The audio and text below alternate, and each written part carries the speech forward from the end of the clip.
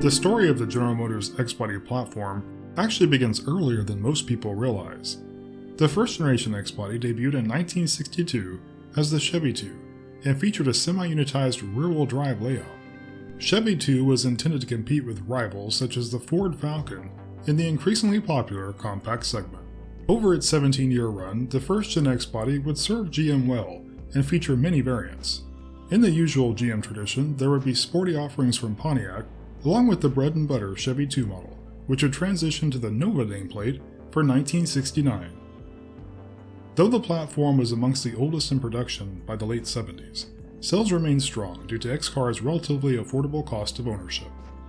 More luxury-oriented variants would debut for 1973, such as the Oldsmobile Omega, which featured a far more luxurious interior, befitting the Oldsmobile nameplate.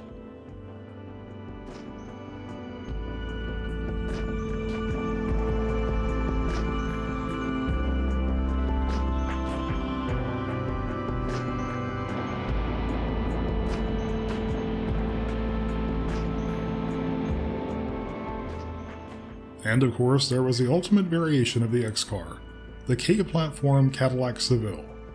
Though it is true, Seville actually ended up only sharing some suspension and steering components with the X-Car.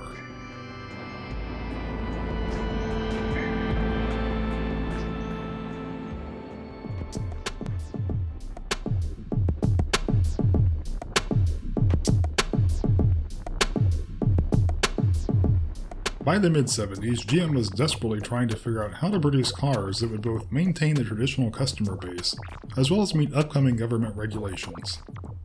GM engineers looked at the success of the Japanese offerings, and proposed a distillation of traditional American car values into a light and compact package. GM executives thought otherwise. Building dependable, lightweight cars would run the whole concept of planned obsolescence, and small cars surely equaled small profit margins. GM engineers would argue that cutting corners was no longer a viable alternative if the goal was to produce cars that Americans would actually line up to purchase. In the end, engineers and executive management would compromise on a plan for producing a compact car that would ride like the large GM barges of the past and have as much structure as possible removed to improve fuel economy. This concept greatly concerned some within GM, who tried desperately to sound the alarm of similar past efforts. These warnings, of course, went ignored. Once again, GM would get the car to market as quickly as possible, despite internal concerns, market it as revolutionary, and hope the buying public would be none the wiser.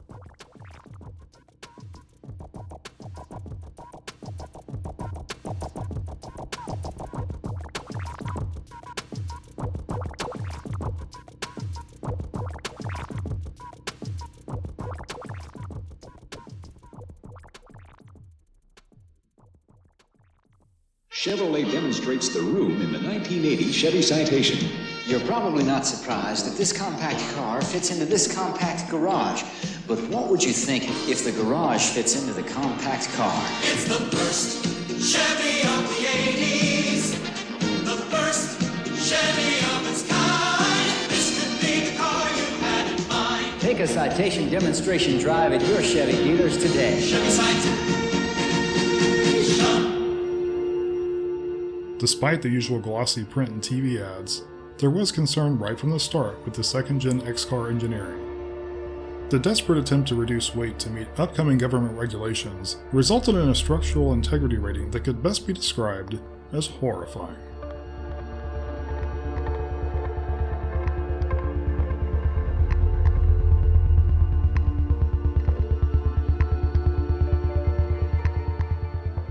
The X-Car's padded dash was not just for luxury, it was a necessity, as the occupants' heads were guaranteed to smash into it during the unfortunate event of a front-end collision. To be fair, the X-Car was probably not much worse than most offerings of this era. The government of the late 70s was mandating fuel economy improvements that auto manufacturers were either unable or unwilling to adopt in a manner that could provide both safety and efficiency. The result was fuel economy that in some cases was actually better than today's automotive offerings, but at the cost of structures that would crumble far beyond anything that would be found acceptable in modern times.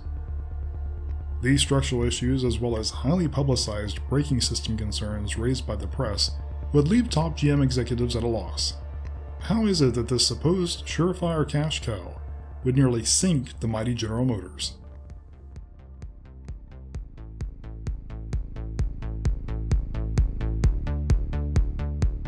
Weight reduction was all the rage in the early 80s, for both people and automobiles.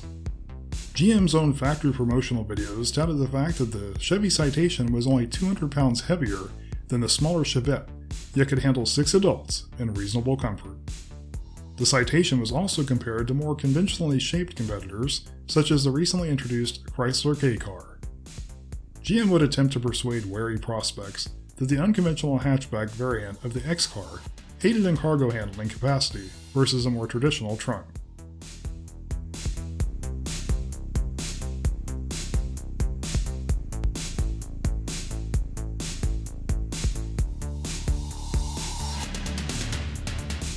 The 80s were all about style and looking like everyone else, so X-Car and its unique profile, which actually did aid in improving fuel economy, was a tough sell from the start. But such was life for GM and other US automakers of the early 80s, as the almighty government corporate average fuel economy regulations loomed ominously over the horizon.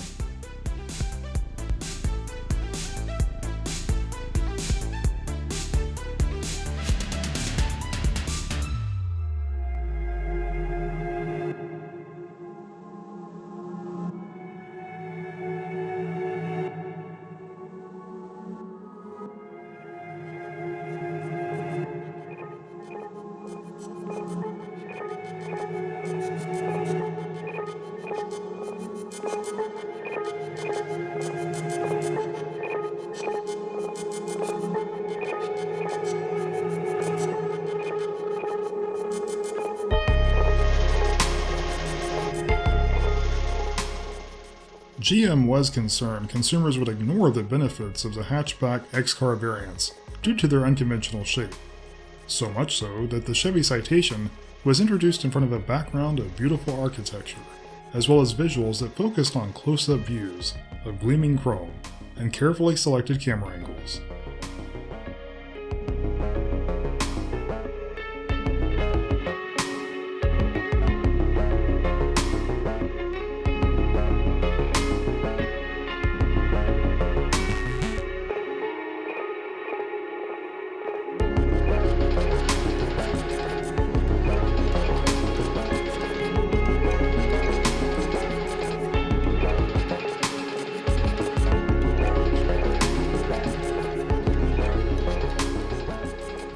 Citation literature would proudly proclaim that Citation was the most thoroughly tested car in Chevy history.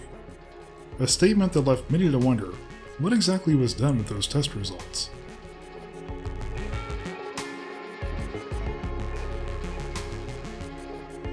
Much was also made of the utility afforded by ditching the traditional trunk for a hatchback body style. And if prospects didn't buy the attempt to convince the X-Car hatchback body style was beautiful, the advantage of front-wheel drive was also hyped.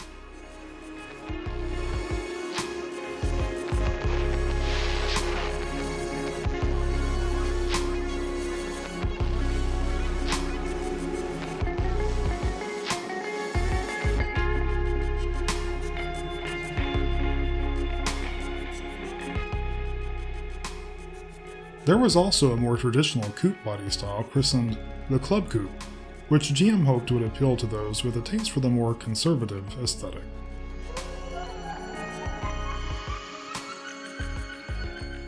The sporty X11 package featured white-lettered steel-belted radial tires, a rear spoiler, and blacked-out grille detailing.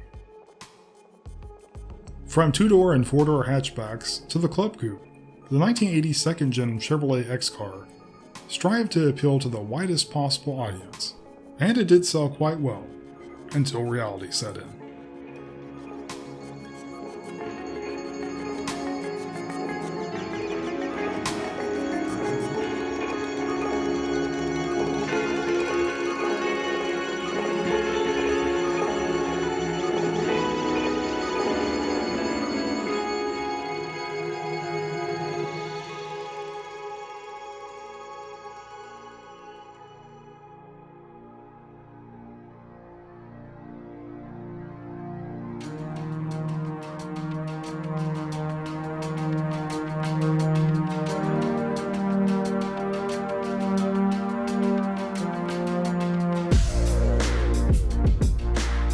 instrumentation and controls were engineered to be more European in layout, with a single left-hand column stalk that controlled the headlights, the blinkers, and other functions that previously existed in a series of dash-mounted switches. Improved flow-through ventilation was also a highlighted feature in sales brochures, and this was a genuine improvement over previous small car offerings. The dash layout was straightforward and simple. GM's advertising folks worked hard to demonstrate the second-gen X cars truly were a worthy alternative to larger, less efficient cars. The overall theme was an abundance of interior space with a minimized exterior footprint.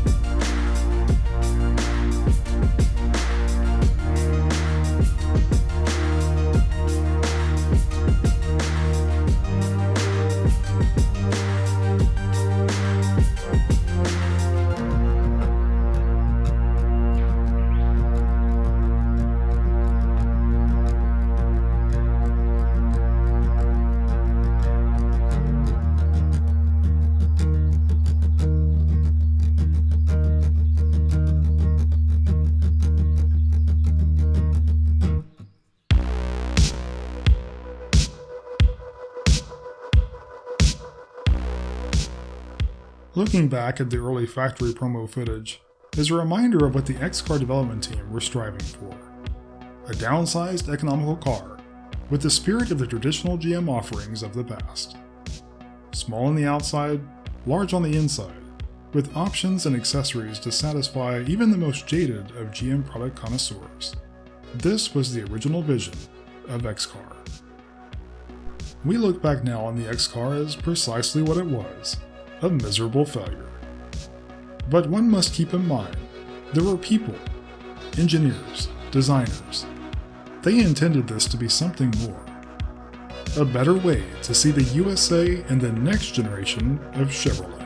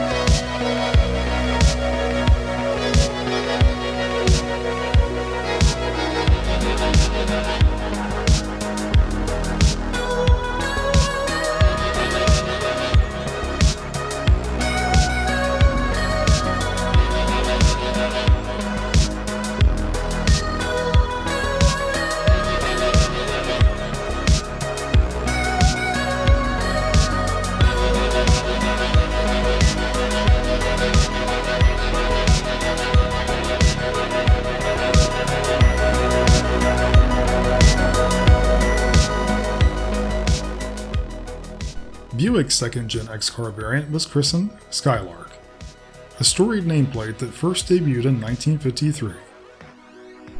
As with other X-Car offerings of the time, the Skylark featured the 90 horsepower 2.5-liter inline-4 as standard equipment, as well as the optional new 60-degree 2.8-liter V6, which increased power to a blistering 115 horses.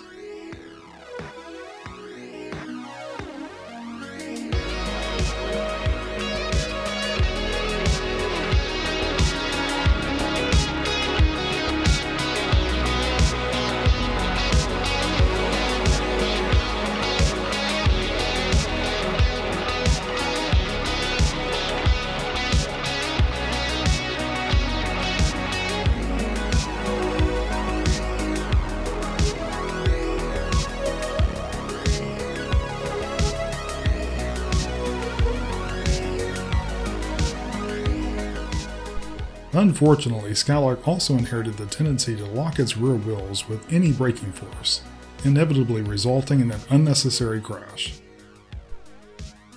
Today, discussions of the X-Car Skylark and its siblings often do not mention that these early issues were eventually resolved.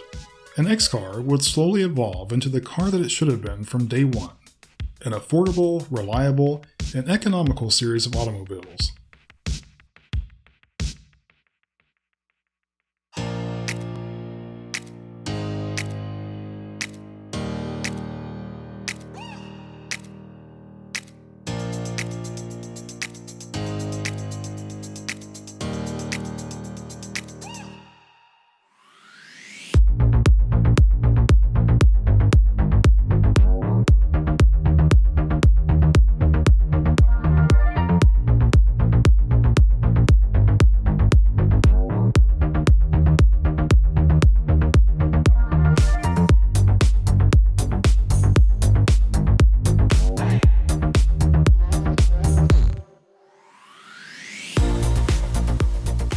Pontiac's X-Car offering was the 1980 to 1984 Phoenix, and it was marketed both to the youth market as well as the up-and-coming young professional. In addition to the signature deep reddish-orange instrumentation, blacked-out trim and sporty wheel treatment set the Phoenix apart from its X-Car siblings. The coupe featured a more formal profile and sportier detailing than the Citation coupe, while the hatchback maintained more of the flavor of other X-Car offerings.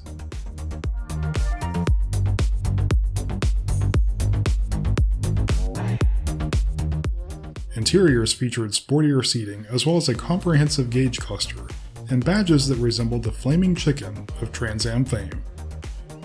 The Phoenix SE variants featured even more blacked out trim and a rear spoiler that actually did manage to transform the overall aesthetic into something resembling a sporty Pontiac. The Phoenix LE edition attempted to appeal to those seeking a blend of luxury and sportiness.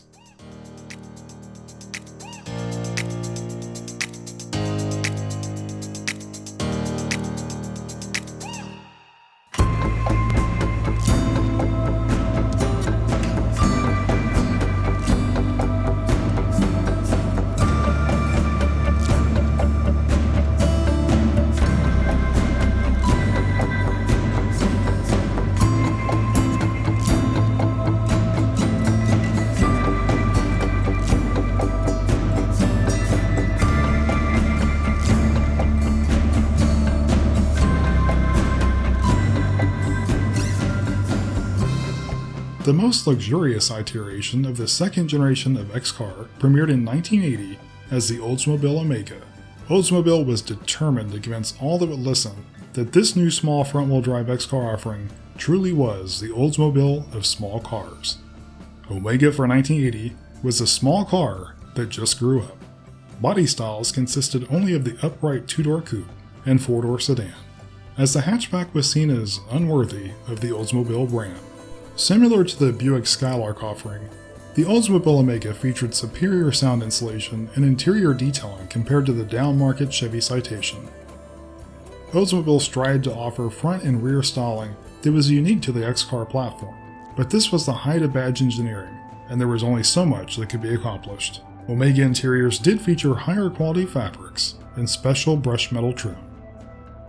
As with other high-end Oldsmobile offerings, the Brougham trim designation represented the highest levels of quality on offer.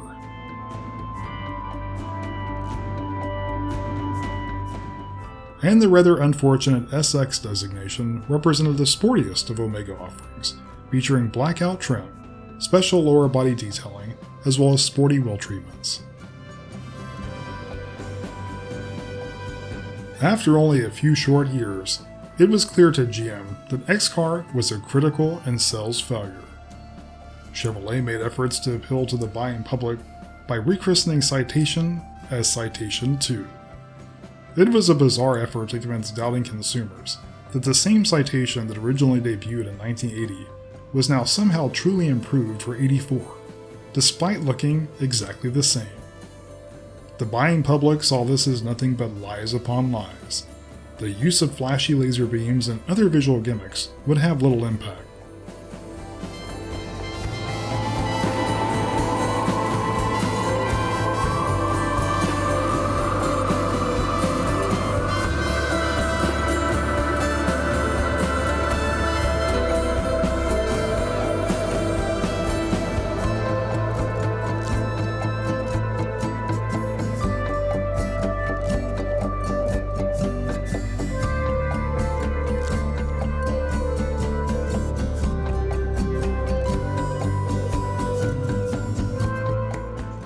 the X-Car reputation was just too much to overcome.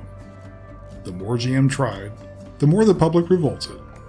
The rebranding to Citation 2 was now one of the most patronizing moves in automotive history. Hindsight is, of course, always perfect. It is easy to look back on the X-Cars as exactly what they were, miserable failures. But it is also important to consider what the designers and engineers intended X-Car to be, a fuel-efficient and genuinely revolutionary piece of automotive history. So here is the X-Car, a fascinating tale of automotive terror, providing endless newspaper stories, magazine articles, and maybe even the occasional YouTube video. Thanks for watching.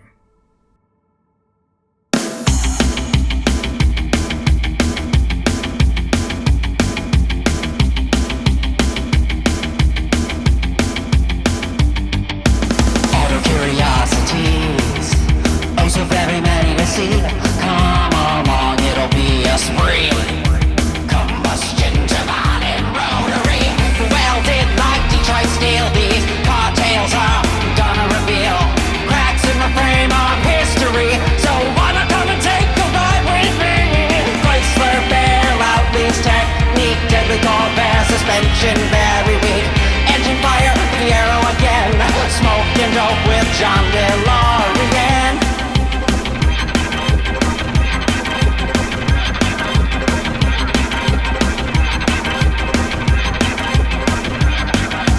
Landing quicker than the planes in Kenosha. Topher's gonna what it's like to be at the top. Go all electric, watch your models drop. Shift into second, and soon will be experience all triviality. Come on, you gotta go in the back of my mom's Pinto. Drive a Jeep, remember the war. Need a couch, what are land yachts for? Faster than a trucker, quick as a nail. Let's all listen to Topher's Car Tales. Topher's Car Tales.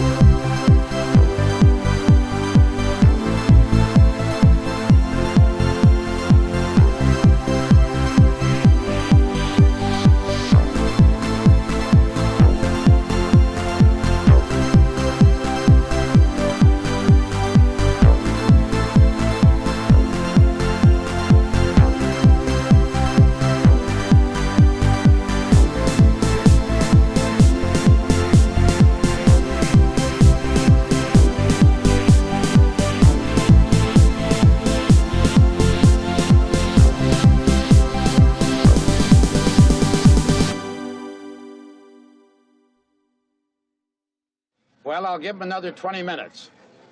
But that's it.